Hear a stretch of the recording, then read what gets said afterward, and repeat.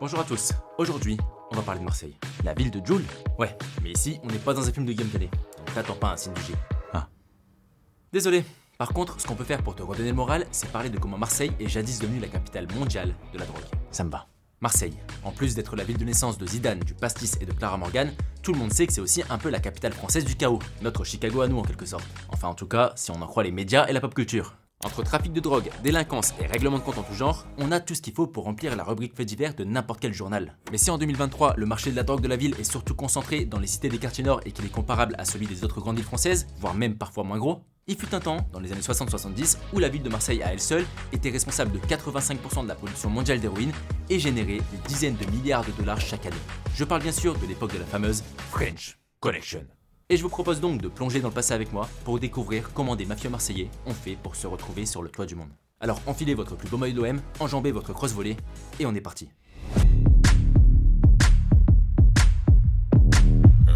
Paul Bonaventure Carbone. Un nom qui vous dit très probablement rien du tout. Pour la simple et bonne raison que Carbone dans un nom Facebook, c'est bien moins street cred que Capone, Montana ou Escobar. Et pourtant, c'est bien ce Marseillais d'origine corse qui est à l'origine de l'histoire de cet épisode. En 1913, alors qu'il est en voyage au Caire armé de sa bite et de son couteau, il se retrouve dans une situation qui donnerait la coulante à peu près toutes les personnes de cette planète. Parce qu'après avoir défendu et pris sous son aile une prostituée qui était maltraitée par ses macs, idée qui au passage ne peut que te causer des problèmes, il se retrouve dans un duel face à ces derniers. Oula, doucement. Duel, je te rappelle quand même que c'est des Arabes. Pas faux. Je le disais donc, il se retrouve dans un handicap match face à la totalité des Macs égyptiens à qui la prostituée appartenait, qui se termine de la pire des façons pour lui. Parce qu'après s'être fait littéralement tabasser par ses adversaires, il est emmené dans le désert et enterré jusqu'au cou avec du miel partout sur le visage pour attirer les fourmis. Mais si je vous raconte cette histoire, c'est parce qu'il va pas clamser.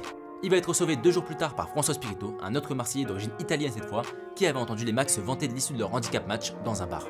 À compter de ce jour, ces deux individus vont devenir littéralement inséparables et vont devenir les pères fondateurs du milieu marseillais, qu'on va appeler mafia marseillaise à partir de maintenant, par souci de style. Après avoir bâti un mini-empire basé sur l'exploitation de putes et après s'être fait des contacts corses partout dans l'empire colonial français, ils vont rentrer à Marseille en 1919 et ils vont y structurer et hiérarchiser le milieu criminel.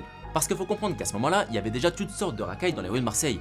Faut pas déconner non plus, on n'est pas à Tendresseville. Et ils étaient tous regroupés dans les bas-fonds, des quartiers situés dans le nord du Vieux-Port incarnant le vice, le sexe, la saleté et la criminalité. Dans ces quartiers, on trouvait entre autres les nervis, qui étaient la racaille anti-bourgeois de l'époque, un tas de prostituées dans le quartier réservé où la prostitution était légale, et des immigrés notamment italiens et corses, majoritairement prolos, qui avaient une tendance à glisser vers la délinquance.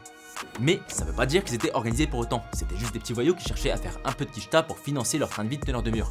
Alors qu'avec Carbone et Spirito, on assistait à la création d'une vraie organisation comparable à la Cosa Nostra sicilienne ou la mafia américaine. Très vite, tous les commerces de la ville se sont donc retrouvés sous leur contrôle. Tu devais payer pour être sous leur protection, même si t'étais un marchand de fruits et légumes. Et ils avaient une quantité astronomique de sbires sous leurs ordres. Donc tu la fermais et t'obéissais comme une bonne petite victime. En plus de ça, ils se sont bien sûr associés avec les politiques les plus corrompus de la Côte d'Azur. Ça c'est la grande spéciale des mafieux et Marseille faisait pas exception. On avait les Renucci qui étaient alliés aux radicaux, les Guérini aux socialistes et le duo Carbone Spirito à Simon Saviani, un député à la morale bancale élu sur la liste des indépendants.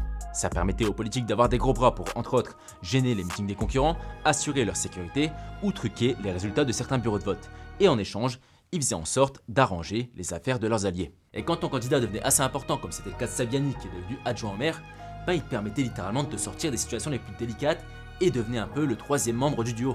Ce qui était bien pratique pour acquérir un niveau d'influence qui te rendait quasiment intouchable. Et l'influence qui naît de ces alliances, Carbone et Spirito, ils ont commencé à s'en servir bien avant que leur candidat soit au sommet de Marseille, notamment pour mener à bien des trafics de contrebande, cigarettes, or, alcool, armes, tout ce qui fait des thunes était bon à vendre.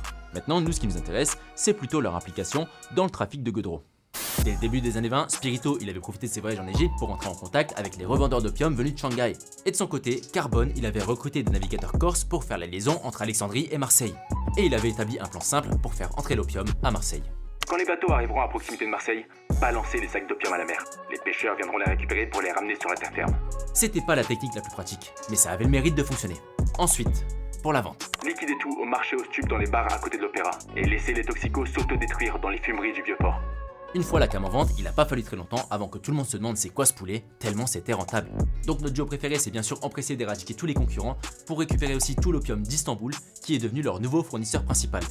Mais petit problème, au début des années 30, la consommation d'opium en France, elle était en chute libre. Et pas d'acheteurs, pas de thunes.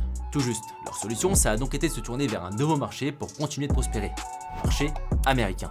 Il venait de rencontrer Vito Genovese, un second du patron de la mafia américaine Locke Luciano, qui cherchait à monter des filières de drogue en Europe pour répondre à la demande américaine en héroïne, qui pour rappel est conçue à partir de morphine base qu'on trouve dans l'opium.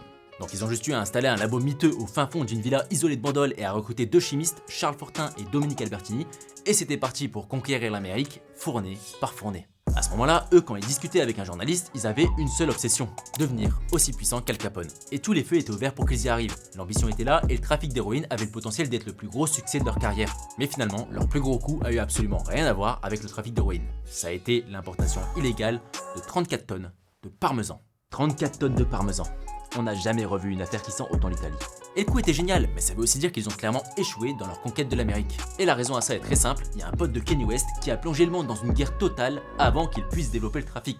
Et le duo, il a choisi de collaborer. Donc à la fin de la guerre, c'est la chute. L'exil pour Spirito et une mort tarantinesque pour Carbone dans un attentat de la résistance en 1943. Selon la légende, c'est avec les 2 jambes sectionnées et une cigarette à la bouche que Carbone s'est éteint. Il aurait accepté sa mort dignement après des heures à se vider de son sang et aurait murmuré « c'est la vie » dans son dernier souffle. Une vie tellement badass qu'on en oublierait presque que c'est un collabo. Mais bref, ils sont remplacés directement par Antoine et Barthélemy Guérini, 2 frères corses qui avaient choisi la résistance et le bon bord politique et qui ont eu qu'à s'approprier toutes les affaires de leurs prédécesseurs et reprendre là où ils s'étaient arrêtés. Et ils ont bien sûr repris le trafic d'héroïne de leur prédécesseur dans l'optique de lui faire atteindre son plein potentiel. Move qui a donné naissance à ce qu'on appelle la French Connection. Un réseau qui va en quelques années devenir le plus gros trafic de drogue organisé de l'histoire et exporter entre 40 et 44 tonnes d'héroïne par an en toute impunité. Alors oui, il y a eu des premières saisies dès 1947, mais on s'en branle parce qu'elles étaient insignifiantes. On va plutôt suivre le lapin blanc dans son terrier pour comprendre comment le réseau s'organisait.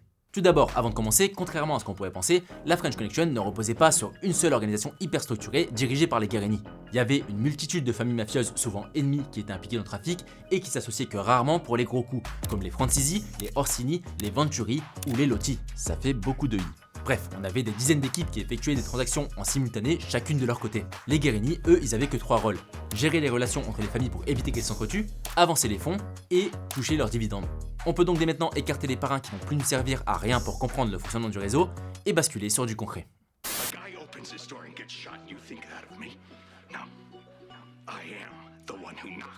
On avait les chimistes qui cuisinaient l'héros dont Joe Cesari et Henri Malvesi qui étaient réputés pour faire l'héroïne la plus pure du marché, à tel point qu'on parlait d'un véritable savoir-faire à la française. Ce qui en faisait par la même occasion le produit le plus rentable du marché, puisqu'une fois coupé, il rapportait 2 fois plus de thunes aux acheteurs que les productions asiatiques pures à 60 ou 70%. Ensuite, on avait les laboratoires, et là, il y avait une seule règle, être le plus discret possible. Les maisons qui les cachaient devaient surtout pas appartenir à la mafia, mais plutôt à des citoyens lambda qui ont l'air le plus innocent possible. Comme par exemple, ce couple.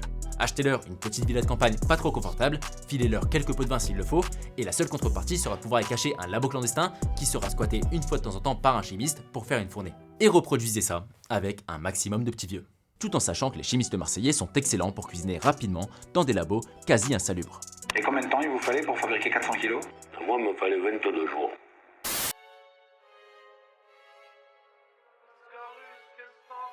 Pour l'approvisionnement, tout venait de Turquie. Mais quand il s'agissait de faire passer le produit fini sur le territoire de l'oncle Sam, il y avait une multitude d'itinéraires possibles. La cam pouvait être envoyée directement à New York, mais elle pouvait aussi passer par la filière latino-américaine, qui passait par l'Uruguay et le Paraguay avant d'arriver à Miami, la filière centra-américaine, qui passait par le Mexique, ou encore la filière canadienne, qui arrivait par Montréal.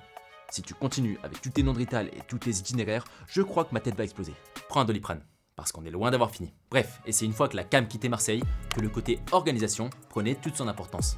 Déjà, on avait des relais dans tous les différents lieux stratégiques pour gérer les affaires sur place. Par exemple, Paul Mondolini et Jean-Baptiste Crochet opéraient au Mexique puis à Montréal après 1955, Jean Venturi développait des points d'appui à Montréal en étant couvert par son statut de représentant de la société Pernod Ricard, et Joseph Auguste Ricor opérait au Brésil ainsi qu'au Mexique. Ensuite, on avait Édouard Rimbaud, qui était un autre type de relais ultra important. C'était le seul mec à connaître à la fois les vendeurs et les acheteurs et à pouvoir les mettre en relation. Et enfin, on avait les passeurs. Et c'était eux qui faisaient vraiment la force de tout ce réseau. Ils étaient nombreux, déterminés et insoupçonnables. Diplomates, personnes lambda ou même artistes, les personnes sensibles au pot de vin étaient partout. Et bien sûr, on avait constamment des nouvelles méthodes pour dissimuler la drogue. En gros, avec les différents itinéraires, les tonnes de passeurs et toutes les méthodes de dissimulation, le réseau encerclait complètement les États-Unis, sans vraiment pouvoir être arrêté tant que les gouvernements US et français n'étaient pas focus entièrement sur la chasse au trafic. Pour vous exposer un peu l'ampleur de la supercherie, je vous propose de jeter un coup d'œil aux méthodes d'un passeur connu. Bonne idée, on va prendre Edmond Taillé. Mais qui est cet individu ? Edmond Taillé, c'est un chanteur français des années 60 qui avait été recruté par la French Connection pour faire passer de l'héros. Son gros avantage à lui, c'était qu'il performait dans différents endroits du monde dont le Canada et qu'il faisait les premières parties de certaines des plus grandes stars françaises de l'époque. Donc passer des petites quantités, c'était un jeu d'enfant pour lui et il le faisait à répétition. Mais des grosses quantités, ça c'était un défi à sa hauteur qui rapportait au passage beaucoup plus de bif. Alors il a trouvé un stratagème qui pouvait à la fois être utilisé pour des grosses quantités, être produit assez facilement et l'exposer à aucun risque. Et c'était probablement le plus gros stratagème de charreau jamais inventé. Ça reposait sur un plan très simple. Quand il allait performer au Canada, il en profitait pour coller la petite et trouver une go matrixée par le romantisme à la française. Il la fiançait alors sur le champ, organisait un grand repas de fiançailles avec la famille de la go et l'emmenait ensuite en voyage de noces en France où il lui offrait une gova comme cadeau de fiançailles. Mais il y avait un piège. Pendant que la fiancée faisait la fête à Saint-Tropez, la voiture était envoyée à une édition toute particulière de Pimp My Ride. Dans celle-ci, un certain Jean-Pierre Hernandez démontait la voiture pour y fourrer 150 kg d'héros et la remonter, ni vue ni connue. Et puis, au moment de prendre le bateau avec la voiture pour rentrer à Montréal, la fiancée recevait un appel un peu particulier d'Edmond. Allô mon bébou, tu sais que j'affronterai vents et marées pour être avec toi, mais tu vas devoir rentrer seul aujourd'hui. J'ai eu un empêchement de dernière minute et je dois performer ce soir à Paris. Je te rejoindrai dès que possible à Montréal ou bien même à New York. Profite bien de ta voiture, je t'aime. Il avait alors plus qu'à reproduire le même schéma avec une autre raclie, puis une autre, puis encore une autre, et ainsi de suite. Et voilà, mission accomplie. Et un ticket VIP pour le jardin de Lucifer.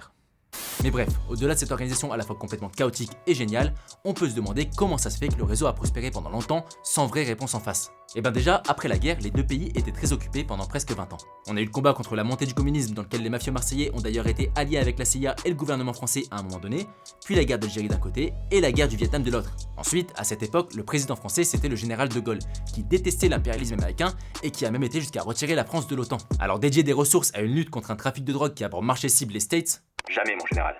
Le dernier président français a possédé d'énormes couillasses. Mais la French Connection a fait deux grosses erreurs qui ont causé sa chute. Premièrement, ils ont eu les yeux beaucoup plus gros que le ventre en voulant inonder complètement le territoire américain, ce qui a déclenché la colère de la Maison Blanche. Et ça, c'est dangereux. Et deuxièmement, ils ont fait l'erreur de commencer à répandre la drogue dans l'Hexagone quand les quantités sont devenues trop grosses pour le marché américain. Or, si on a ignoré pendant 50 ans que la France empoisonnait les States, quand on a commencé à avoir des toxicos dans la rue française, c'est tout de suite devenu beaucoup plus problématique. Donc tout ça a fini par engendrer une riposte express. À la fin des années 60, Richard Nixon, qui venait d'emménager à la Maison Blanche, a décidé de faire de la lutte anti-drogue le combat de son mandat. Parce qu'avec le retour des troupes traumatisées de la guerre du Vietnam, le pays était ravagé par la toxicomanie. 200 000 toxicos en 1970 contre 500 000 en 1971. Ça évoluait aussi vite que la fortune d'Elon Musk. Et vu qu'il s'est rendu compte que 90% de l'héroïne venait de Marseille et que la France faisait pas grand chose pour arrêter ça, il a pris les devants. Il a forcé la Turquie à stopper la production d'opium, les pays d'Amérique latine à extrader les trafiquants, et la France, maintenant dirigée par un Pompidou bien moins intimidant que De Gaulle, a coopéré à l'aide de divers coups bas médiatiques et pressions économiques. L'effectif consacré à la chasse au trafic en France a donc été multiplié par 10 quasi du jour au lendemain, et terrasser la French est devenu une priorité. A partir de là, l'alliance des forces françaises et américaines avait un objectif précis, trouver les labos. Parce que les trafiquants qui se faisaient choper, quand les autorités américaines leur sortaient ça... Écoute, si tu parles pas, on te fout au trou pour 30 ans avec lui en compagnon de cellule. Par contre, si tu parles, t'auras le droit au programme de protection des témoins. Et tu feras que 3 ans dans des conditions avantageuses. Peut-être même qu'on t'enverra Tory Black pour te faire une dure lutte. Et ben l'omerta, elle durait pas très longtemps, et il y en a plus d'un qui finissait par faire une 6ix9ine. Puis surtout, ils étaient remplaçables. Là, fallait briser le trafic. Donc au début, les Américains, ils ont proposé des moyens de détection révolutionnaires, comme ce type de camionnette, qui était censé servir à prendre les trafiquants en filature. Discrétion assurée. On va pas se mentir, leurs idées étaient pas ouf. Donc ils ont fini par se rabattre sur des techniques de filature classiques qu'ils ont répétées à l'infini jusqu'à ce que ça marche. Ce qui leur a permis de trouver tous les labos un par un jusqu'au dernier en 1981. Et ça a signé la mort du réseau de trafic de drogue français le plus célèbre de l'histoire. Qui risquait pas de se relever vu qu'en parallèle, les Guérini ont aussi chuté. L'un s'est fait assassiner en 1967 et l'autre a fini au trou juste après. Et c'était le début de la fin de l'âge d'or pour la mafia corso-marseillaise qui a sombré dans une guerre des parrains de plusieurs décennies et qui s'est fait grand remplacer par les trafiquants de cannabis des cités défavorisées. Autrement dit, par les Arabes. Mais il y a bien une chose de la French Connection qui a survécu à l'épreuve du temps. C'est le bif qu'ils ont fait. Parce que le bif, ça survit toujours. Les rumeurs racontent qu'en l'espace de 10 ans, ils auraient fait l'équivalent d'environ 300 milliards de dollars et une grande partie de ce bif aurait activement participé à créer les plus gros centres de loisirs d'été et d'hiver qu'on ait en France ou en Méditerranée. Donc la prochaine fois que vous êtes en vacances au ski ou dans un club med, vous pouvez regarder autour de vous et vous dire qu'une grande partie des installations que vous voyez a peut-être été financée par un gigantesque trafic d'héroïne.